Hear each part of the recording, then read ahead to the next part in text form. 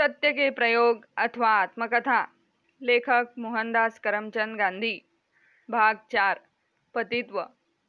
जिन दिनों मेरा विवाह हुआ उन दिनों निबंधों की छोटी छोटी पुस्तकें पैसे पैसे की या पाई पाई की सो तो कुछ याद नहीं निकलती थी। उनमें दाम्पत्य प्रेम, कम खर्ची, बाल विवाह आदि विषयों की चर्चा रहती थी। उनमें से कुछ निबंध मेरे हाथ में पढ़ते और मैं उन्हें पढ़ जाता। मेरी यह आदत तो थी ही कि पढ़े हुए में से जो पसंद न आए उसे भूल जाना और पसंद आए उस पर अमल करना। मैंने तो पढ़ा था कि एक पत्नी व्रत पालना पति का धर्म है। बात हृदय में रम गई। सत्य का शौक तो था ही, इसलिए पत्नी को धोखा तो दे ही नहीं सकता था। इसी से यह भी समझ में आया कि दूसरी स्त्री के साथ संबंध नहीं रखना चाहिए। छोटी उम्र में एक पत्नी व्रत के भंग की संभावना कम ही रहती है। पर इन सद्विचारों का एक बुरा परिणाम निकला। अगर मुझे एक पत्नी व्रत पालना है तो पत्नी को एक पति व्रत पालना चाहिए। इस विचार के कारण मैं ईर्ष्यालु पति बन गया।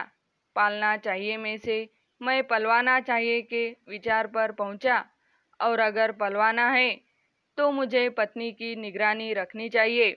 मेरे लिए पत्नी की पवित्रता में शंका करने का कोई कारण नहीं था, पर ईर्ष्या कारण क्यों देखने लगी। मुझे हमेशा यह जानना चाहिए कि मेरी स्त्री कहाँ जाती है, इसलिए मेरी अनुमति के बिना वह कहीं जा ही नहीं सकती। यह चीज हमारे बीच दुखद झगड़े की जड़ बन गई। बिना अनुमति के कहीं भी न जा सकना तो एक तरह की कैद ही हुई। पर कस्तूरबाई ऐसी कैद सहन करने वाली थी ही नहीं। जहाँ इच्छा होती वहाँ मुझसे बिना पूछे जरूर जाती।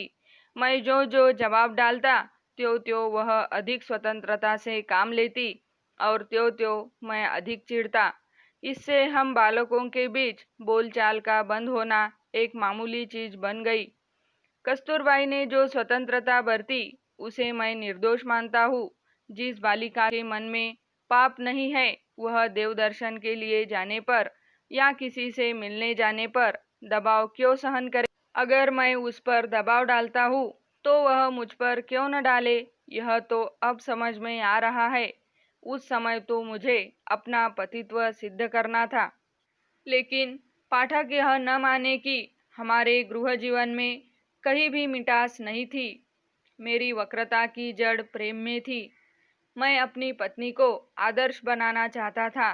मेरी यह भावना थी कि वह स्वच्छ बने, स्वच्छ रहे। मैं सीखूं सो सीखे, मैं पढ़ूं सो पढ़े और हम दोनों एक दूसरे में ओतप्रोत रहे। कस्तूरबाई में यह भावना थी या नहीं इसका मुझे पता नहीं। वह निरक्षर थी, स्वभाव से सीधी, स्वतंत्र, मेहनती और मेरे साथ तो कम बोलने वाली थी। उसे अपने अज्ञान का असंतोष न था। अपने बचपन में मैंने कभी उसकी यह इच्छा नहीं जानी कि मेरी तरह वह भी पढ़ सके तो अच्छा हो। इससे मैं मानता हूँ कि मेरी भावना एक पक्षी थी। मेरा विषय सुख एक स्त्री पर ही निर्भर था और उस सुख का प्रतिघोष चाहता था। जहाँ प्रेम एक पक्ष की ओर से भी होता है वहाँ सर्वांश में दुख तो नहीं ही होता। मुझे कहना चाहिए कि मैं अपनी स्त्री के प्रति विषयासक्त था। शाला में भी उसके विचार आते रहते। कब रात पड़े और कब हम मिले यह विचार बना ही रहता। वियोग असह्य था। अपनी कुछ निकम्मी बकवासों से मैं कस्तूरबाई को जगाए ही रहता।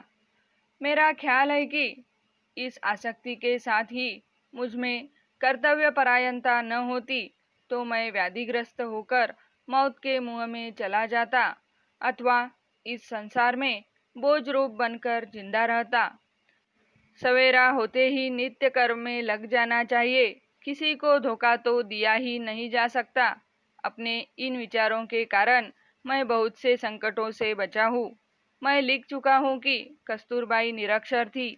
उसे पढ़ाने की मेरी बड़ी इच्छा थी, पर मेरी विषय वासना मुझे पढ़ाने कैसे देती। एक तो मुझे जबरदस्ती पढ़ाना था, वह भी रात के एकांत में ही हो सकता था। बड़ों के सामने तो स्त्री की तरफ देखा भी नहीं जा सकता था, फिर बातचीत कैसे होती। उन दिनों कठियावाड़ में घूंघट निकालने का निकम्मा और जंगली रिवाज था, आज भी बड़ी हद तक मौजूद है। इस कारण मेरे लिए पढ़ाने की परिस्थितियां भी प्रतिकूल थी। अतएव मुझे यह स्वीकार करना चाहिए कि जवानी में पढ़ाने के जितने प्रयत्न मैंने किए वे सब लगभग निष्फल हुए। जब मैं विषय की नींद में से जागा तब तो सार्वजनिक जीवन में कूद चुका था, इसलिए अधिक समय देने की मेरी स्थिति नहीं रही। शिक्षक के द्वारा पढ़ाने के मेरे प्रयत्न भी व्यर्थ सिद्ध हुए। यही कारण है कि आज कस्तूरबाई की स्थिति मुश्किल से पत्र लिख सकने और साधारण गुजराती समझ सकने की है। मैं मानता हूँ कि अगर मेरा प्रेम विषय से दूषित न होता तो आज वह एक विदुषी स्त्री होती। मैं उसके पढ़ने के आलस्य को जीत सकता था, क्योंकि मैं जानता हूँ कि शुद्ध प्रेम के लिए कुछ भी असंभव नहीं है।